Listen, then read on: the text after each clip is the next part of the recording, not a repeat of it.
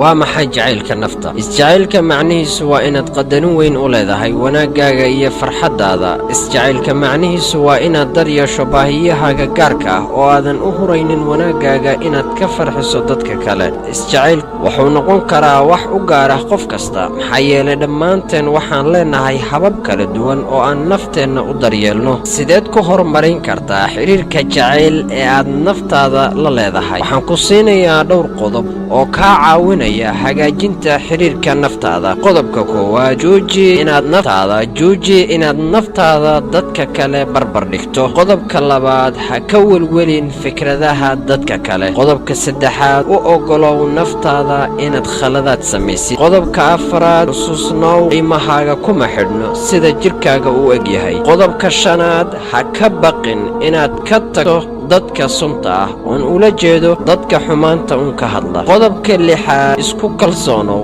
inaad go'aano wanaagsan naftaada u gaarto. Qodobka toddobaad, qaado fursad kasta oo noloshu ku soo bandhigto ama adigu abuur midaada. Qodobka siddeedaad, wax walba naftaada ka hordhig. Qodobka sagaalaad, u naxariiso nafsadaada. Jacaylka dhabta ahi wuxuu imaadaa ismuujinta naftaada xitaa markaad dareento inaan lagu jeclayn ama dhaleecayn. Waxay u baahan tahay qaadista tillaabooyin si aad u dhagaysato naftaada oo aqoonsato waxa kugu kallifay inaad ixtiraamin ama aadan aqoonsan baahidaada iyo xuduudahaaga. Sidee sare ugu qaadi kartaa dhaqamadaada wanaagsan? Qodobka koowaad, salaan qof kasta oo aad la kulanto. Qodobka labaad, seexo hurdo kugu filan. Qodobka saddexaad, cafi naftaada iyo dadka kale. Ugu dambayntii, isdaryeeliddu waa ta ku dhisaysa ama jebinaysa xiriirka aad naftaada la leedahay. bilow inaad naftaada siiso daryeelka aad u qalanto.